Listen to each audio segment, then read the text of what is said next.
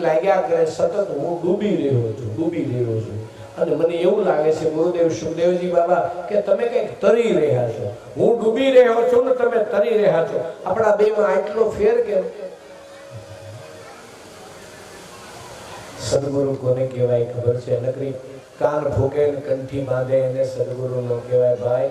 સદગુરુ તો આપણા બાવડા પકડી રાખે ને ગમે એવા ઊંડા પાણીમાં બારા કાઢે ને સદગુરુ કહેવાય. બાપજી રાજા કહે છે ગુરુને કે હું ડૂબી રહ્યો છું. આપણા કર્મના પોટલા માથે હોય ને એટલે આપણે ડૂબીએ જ બાપા, ડૂબવાના હોય.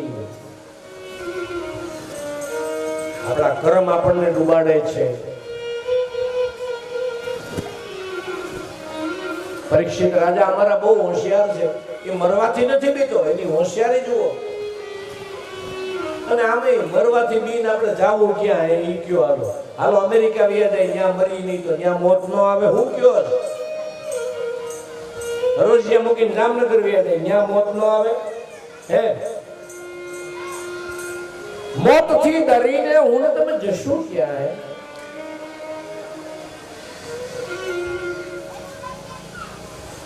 રાજન પેલો તો તું તારો દેહાધ્યાસ છોડી દે, દેહનો અહંકારનો નાશ કરી નાખ. મારે કબીર ભગવાને લખ્યું છે, ઈસત નયને કી કોન હોય બડાઈ.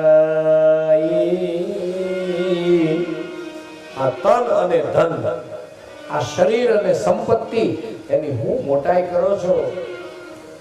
ઈસ તન ધન की क्यों करत हो बड़ाई. केम केम के तारा देखत नैनो से ये सब मिट्टी में मिलाई.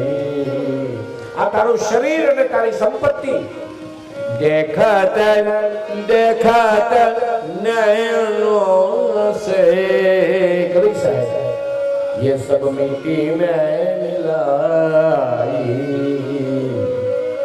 इस तन जन राजा આ મૂકી દે બધું મોહ મોહ. આ શરીર એ તારું નથી. હળવો થા કરવું છે ને. जले जले काया तेरी एक लकड़ी की मूली यादे. लाकડાની વચ્ચે કાયાને ગોઠવી દે અને હળગાવે. પણ જલે જલે કાયા તેરી એક લકડી की मूली याद. વાળ દે એવા હાથવે, બધા એવા વાળ દે હાથવે ધોળા થઈ જાય ને કાળા કરે. પણ કવિ કે છે, કવિ નો મૂકે કોઈને. અને જલે તેરા બાલ જૈસે આ વાળ આ જલે આ જલી જાશે, બળી જાશે. જલે તેરા બાલ જૈસે એક ઘાસ की फूड़ी. घास को फूलो बड़े उतारा वाला बड़ी कृष्ण मते इस गण की क्यों करत हो बड़ाई. ए देखता देखता सब मिट्टी में मिलाई. આ રોજિયાના જીવા ઉપર કેટલાય માટીમાં મળી ગયા હોય એને એની હામો તો જોવો. અરે કોઈના હામો ન જોતા આપણા બાપા ને આપણા ગઢા બાપા એના હામો તો જોવો. બસ આપણો વારો ઈ છે, લાઈનમાં ઊભા થઈ બધા. સાવધાન. ગુરુજી મારે બીજું કાંઈ નથી કરવું, તમે તરો ને હું તરી જાવ એવું કરો. કે લાય બાવડું પકડી લો, બીજું તો શું કરવું? હે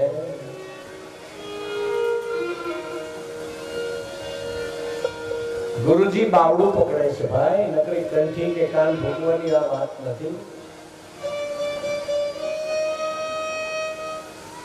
હા હા હે ગુરુજી મારું બાવડું પકડો. સમજ પકડ લ્યો ગુરુ હે ગુરુજી નર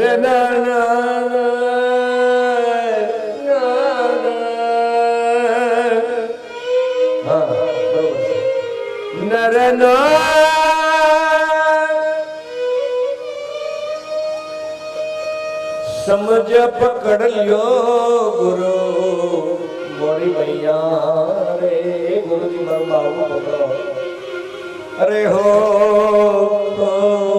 જી રે અરે હો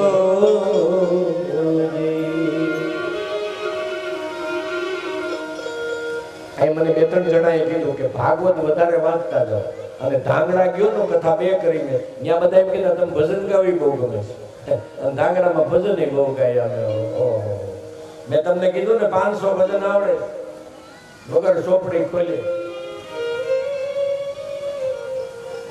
એક એક ભજન નું મૂલ્ય તો સમજો આપણા સંતોની વાણીના દર્દને તો જાણો એ ભાગવત માંથી જ મારું નીકળે છે જેમ ડુંગરાની ટોચ ઉપરથી નદી નીકળે તો ડુંગરાની ટોચ એટલે ભાગવતની એમાંથી ઝરણા વહે બધા આ સંતવાણીઓ છે ભાઈ આમાં કઈ નોખું નથી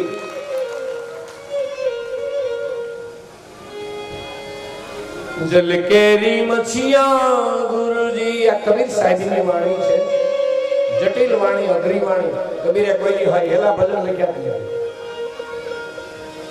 જલ કેરી મછિયા ગુરુજી जल मेरी आनी हो जल तेरी मछिया जल मेरी आनी अरे ईंडा ये नोदर देखो ने जमाया रे अरे हो दे अरे हो रे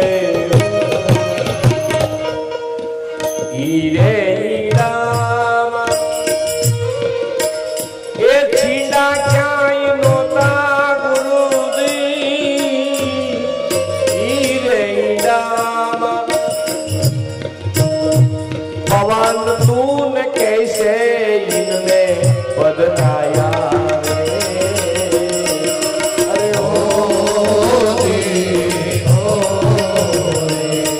પક્ષીનું ઈંડું જળ કેરી મછલી જળમાં વિયાણી જળની માછલી જળમાં વિયાણી ઈંડા મૂકી દીધા હજારો ઈંડા મૂકી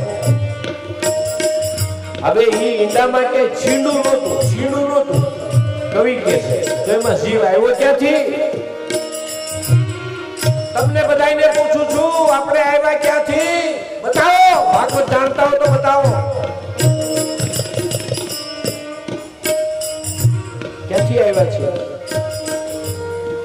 આ તમને 3 પ્રશ્નો પૂછું છું 3 પ્રશ્નો કાલ જવાબ દેવા પડશે તમારે આપણે ક્યાંથી આવ્યા પ્રશ્ન પહેલો આપણે ક્યાંથી આવ્યા પ્રશ્ન નંબર 2 શા માટે આવ્યા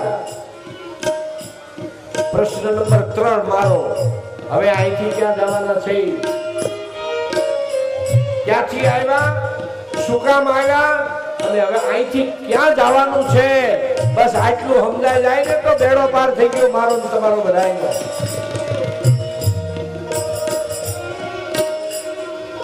ઈંડાએ ન ધર દેખો ને જમાયા રે હીરે ઈંડામાં છીંડા ક્યાંય નહોતા એ ગુરુજી મારા હીરે ઈંડામાં છીંડા નહોતા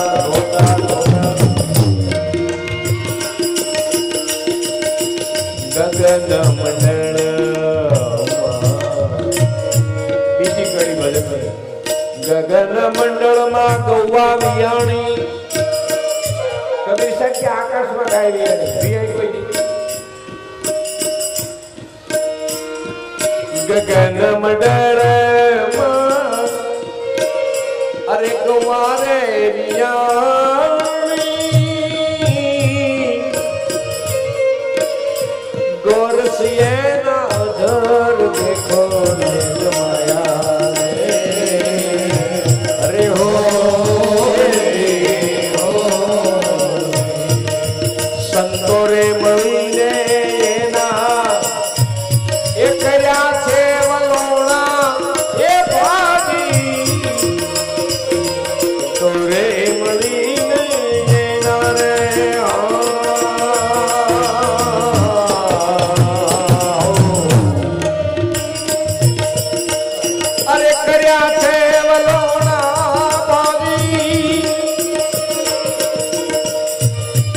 માખણ એમાં કોઈ વીરના સમજા કઈ આ કથામાં કબીર સાહેબ છે આકાશમાં ગાય વિયાણી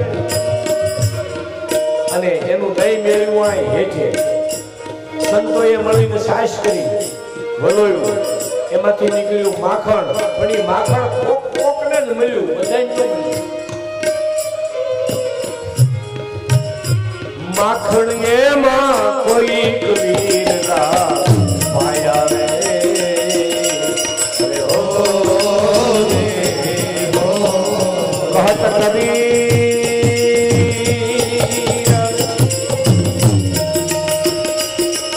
સુન મેરે સાધુ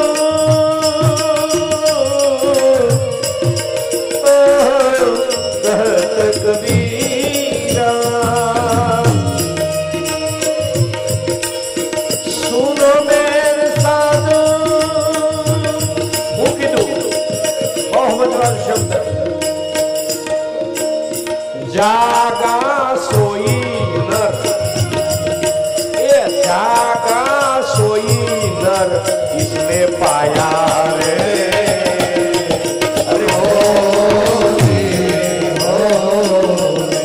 आई तना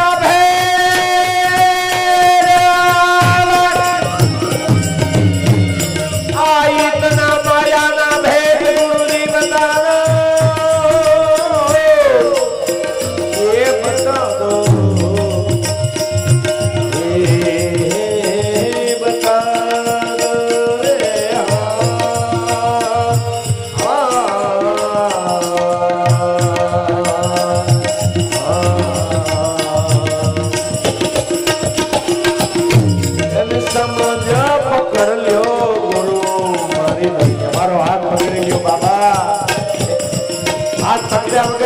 ઉધાર નહીં થાય નકરું ભાગવત સાંભળી નહીં થાય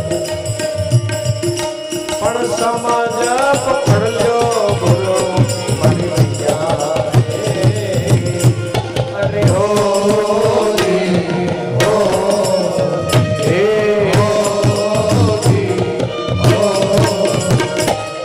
બાવડું પકડવાનો અર્થ શિષ્યને પોતાના જેવો બનાવી દેવો બીજું કાંઈ નહીં ભાઈ સુખદેવજી મહારાજ બહુ પ્રસન્ન થયા સુખદેવજી મહારાજ કથા ચાલુ કરે છે કે ઉદ્ધવ અને વિદુર એનો સમાગમ થાય છે કૃષ્ણના સ્વધામ ગમન ગયા પછી જમનાજીને કાંઠે ઉદ્ધવ ગયા પછી ઉદ્ધવજી જાય છે બદ્રિકાશ્રમમાં ઉદ્ધવજી હજી જીવે છે આજની તારીખે ઉદ્ધવજી જીવે છે પણ વિદુરજીને મોકલ્યા છે એમણે હરિદ્વાર અને હરિદ્વારમાં મૈત્રેય મહારાજનો આશ્રમ છે ત્યાં જઈને વિદુર મૈત્રેયનો સંવાદ ચાલુ થાય છે અહીંયા ગંગાજીને કાંઠે સુકતાલ નામના તીર્થમાં સુખદેવજી મહારાજ અને પરીક્ષિતનો સંવાદ ચાલુ થાય છે હરિદ્વારમાં મૈત્રેય મહર્ષિ અને વિદુરનો સંવાદ ચાલુ થાય છે અને અહીંયા હવે સુત પુરાણિક અને ઋષિમુનિઓનો સંવાદ તો ચાલુ જ છે અને આપણી કથાનો 7 દિવસની કથાનો